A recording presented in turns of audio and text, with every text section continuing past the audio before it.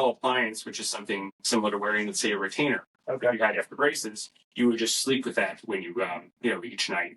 And that can reposition your airway and open you up. And for many people with mild to moderate apnea, can get excellent success with something that's much easier to use than a CPAP.